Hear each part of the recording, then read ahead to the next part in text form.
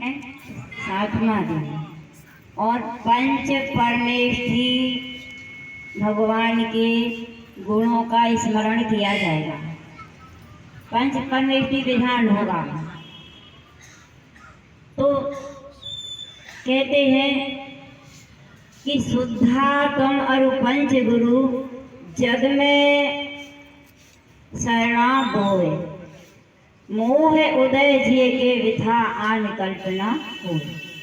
निश्चय ऐसे तो अपनी आत्मा शरण है और व्यवहार में से पंच परमेष्ठी की शरण है। पंच परमेष्ठी की शरण है, पंच परमेष्ठी की भक्ति करना है। तो भक्ति करने से कर्मों की निर्जरा होती है और सुख शांति की प्राप्ति होती है। भगवान अरहंत प्रभु के सामने जिन मंदिर में आकर के जो घंटा बजाते हैं, बजाते ना, पहले आते ही साथ में घंटा बजाते हैं। तो जो घंटा बजाते हैं वो घंटा के शब्दों से व्याप्त श्रेष्ठ विमानों में सुर समूहों से सेवित अप्सराओं के बीच में क्रीड़ा करता है। क्या फल होता है? विमानों में अप्सराओं के बीच में क्रीड़ा करता है। और जो जिन मंदिर में छत्र प्रदान करते हैं वो मनुष्य शत्रु रहित होकर पृथ्वी को एक छत्र भोगते हैं। और जो चमर प्रदान करते हैं वो सुर समूहों द्वारा चमर से ढोरे जाते हैं, यानी उनके ऊपर भी चमर ढोरे जाते हैं। अनंत भगवान के ऊपर कितने चमर ढोरे जाते हैं मालूम है? 64 चमर ढोरे जाते हैं। तो उनके ऊपर 64 चमर ढोरे जाते हैं। और जो चमर ढोरते हैं उनका फल यही होता है कि एक दिन उनके ऊपर भी देवताओं द्वारा चमर ढोरे जाते हैं। जो जिनेन्द्र भगवान का अभिषेक करते हैं उसका फल क्या होता है कि उनको भी अभिषेक करने का फल यह प्राप्त होता है कि सुदर्शन मेरु के ऊपर क्षीर सागर के जल से सौधर्म आदेंद्र के द्वारा अभिषेक किया जाता है, उनका भी अभिषेक होता है।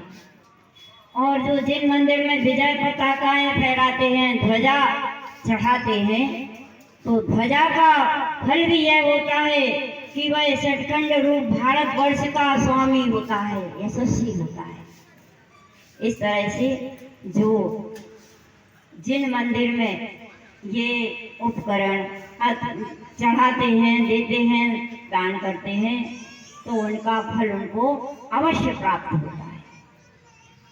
आजकल नंदीश्वर में देवता पूजन कर रहे हैं, इंद्र लोग सब नंदीश्वर में पूजन कर रहे हैं, गा के बजा के नृत्य करके आनंदित हो रहे हैं। तो यहाँ पर भी सबके मन में ये आता होगा कि अगर हम भी देवता होते तो हम भी दर्शन करने वहाँ जाते, पूजन करने के लिए जाते, लेकिन वहाँ नहीं पहुँच पा रहे तो यहाँ तो कर रहे हैं। वहाँ जैसी भक्ति अपन यहाँ कर रहे हैं, मनुष्य नहीं जा पाते वहाँ कि मानसोत्तर पर्वत बीच में पड़ा है, 2.5 दीप के आगे मानसोत्तर पर्वत है, इसके कारण से वहाँ नहीं पहुँच पाते। तो क्या होता है कि जम्बूद्वीप में पोदनपुर नगर में एक विद्यापति राजा और विद्याधरी रानी रहते थे। तो उस समय क्या होता है कि उनके यहाँ चारण ऋषि आते हैं, मुनिराज को आहार कराते हैं, और आहार कराने के बाद जब वह देखते हैं तो नवने देवता लोग चले जा रहे हैं, गाते बजाते नृत्य करते हुए, आवाज करते हुए देवता लोग जब जा रहे हैं तो वह रानी पूछने लगती है मुनिराज से कि ये देवता लोग कहाँ जा रहे हैं? तो वह बताते हैं कि नंदीश्वर द्वीप में जा रहे हैं। तो वह बड़ी प्रसन्न होती है और वह विद्यापति राजा कहता है कि मैं भी नंदीश्वर द्वीप में जाऊंगा, मैं भी जाऊंगा और वहां पर अकृत्रिम चैत्यालय में जिनेंद्र भगवान की पूजा भक्ति करूंगा। तो रानी ने समझाया कि वहां पर मनुष्य नहीं जा सकता, मनुष्यों का जाना नहीं हो पाता। लेकिन वह राजा नहीं माना, विमान सजा लिया, बिल्कुल तैयार हो गया और जाने के लिए तत्पर हो गया, गमन कर दिया। और वहां जाते ही मानसोत्तर पर्वत से वो विमान टकरा गया और गिर गए, चूर चूर विमान हो गया और वह विद्यापति राजा भी मरण को प्राप्त हो जाता। मन में भाव लिए था कि हमें नंदीश्वर द्वीप जाना है। भावों का फल क्या होता है कि वहां जा करके स्वर्ग में देव बन जाता है। जैसा कि आपने पहले भी सुना होगा कि एक मेंढक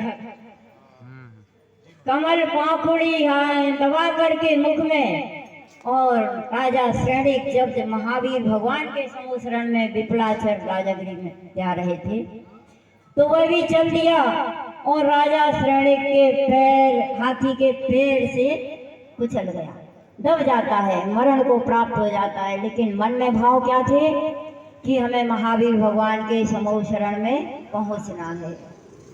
तो जैसे ही मन में भाव थे उन भावों के अनुसार फल प्राप्त हो जाता है और वह जा करके सबसे पहले स्वर्ग में देव बन जाता है। और पहचान के लिए क्या होता है, वो मुकुट में मेंढक का चिन्ह हो जाता है ना। तो ऐसे ही वह विद्यापति क्या बन जाता है, वहाँ देव बन जाता है और पूजन कर लेता है, भक्ति कर लेता है और वहाँ से एक माला ले आता है, माला लेकर के आता है। कैसे आता है, विद्यापति का रूप बना करके आता है। और विद्यापति का रूप बना करके जैसे ही आ गया तो रानी से कहता है कि देखो मैं नंदीश्वर द्वीप में वो करके आ गया, नंदीश्वर द्वीप में भगवान की पूजन करके आ गया, भक्ति करके आ गया। रानी कहती है कि ऐसा तो कभी हो ही नहीं सकता, पूरब से पश्चिम उगता, पूरब से सूर्य उगता है, वो भले ही पश्चिम से उग जाए लेकिन मनुष्य कभी नंदीश्वर द्वीप में नहीं जा सकता। इस तरह से कहा। रानी सम्यक दृष्टि थी, जिनेंद्र भगवान की वाणी पर श्रद्धा रखने वाली थी, तो वह अपने वचनों से विचलित नहीं हुई। तुम कितनी ही हमें माला दिखाओ, कितनी ही बातें बनाओ, लेकिन तुम नंदीश्वर में नहीं गए हो। जब 2-3 बार रानी ने इस तरह कहा तो वह विद्यापति कहने लगा, वास्तव में तुम सत्य कह रही हो, मैं मनुष्य बन के नहीं गया हूँ, मेरे भाव थे, तो भावों के कारण ही मैं जब चला था तो मानसोत्तर पर्वत से टकरा गया था और वहाँ मरण को प्राप्त हो गया था। कहाँ पहुँच गया, स्वर्ग में पहुँच गया, देव बन करके मैं गया था। तुम्हें बतलाने के लिए मैं विद्यापति का रूप बना करके आया। और फिर कहता है, अब मेरा एक भवांतर रह गया, एक भव के बाद मैं अवश्य ही मोक्ष जाऊंगा। यहाँ पर भी जो सौधर में इंद्र आदि बने हुए हैं, सब सनत कुमार, महेंद्र, ईशान और ये नायक आदि सब कहाँ पर है, अभी स्वर्ग में है।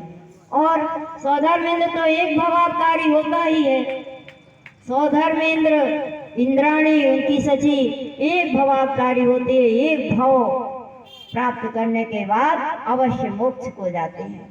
तो ऐसी भावना अपन भी भाए कि हम भी सौधर्मेंद्र बन करके एक भवावतारी बने। विद्याधर का एक भवांतर रह गया था, वो मोक्ष गए। अब रानी क्या करती है, जब इस प्रकार की वार्ता सुनी तो वह भी संयम धारण कर लेती है, आरिका बन जाती है। यहाँ किसी के भाव हो रहे ऐसी कथा सुन करके कि हम भी आरिका बन जाएंगे, हैं? तुम्हारे हो रहा है, ठीक है, उनके भाव हो रहे हैं आरिका बनने के। संयम धारण किया, आरिका बनी और आरिका बनने के बाद कहाँ गए? स्वर्ग में देव बन जाती है, उसकी स्त्री पर्याय से छुटकारा प्राप्त हो जाता है। जिनको स्त्री पर्याय से छुटकारा प्राप्त करना है वो संयम धारण करे, आर्यिका बने और सच्ची श्रद्धा से जो महाव्रतों का पालन करता है तो निश्चित ही स्त्री पर्याय उसकी छूट जाती है, वहाँ देव बनती है और वहाँ से आकर के फिर क्या गजपुर में आके राज्य करते हैं और फिर दीक्षा ग्रहण करते हैं और उसके बाद में केवल ज्ञान की प्राप्ति होती है और मोक्ष हो जाता है। तो अपन को भी संसार समुद्र से पार होना है तो निश्चित ही व्रतों को धारण करना होगा और जिन्हें भगवान की भक्ति और संयम इनसे कर्मों की निर्जरा होती है और मोक्ष की प्राप्ति होती है। तो भक्ति भी ऐसी करें कि जिससे हमारे कर्म बंध कट जाए। यहाँ बैठे हैं और भाव अगर अपने कहीं और जा रहे होंगे तो क्या होगा? वो सच्चा फल नहीं मिल पाएगा। यहाँ बैठ करके तो निश्चिंत हो करके, बिल्कुल निर्विकल्प हो करके जिन्हें भगवान की भक्ति करें मन वचन काया पूर्वक, तो वह भक्ति ही अपने को संसार समुद्र से पार कराने में सक्षम होती है। भक्ति अगर सफर में हो जाती है तो तीर्थ बन जाती है और भक्ति अगर संगीत में हो जाती है तो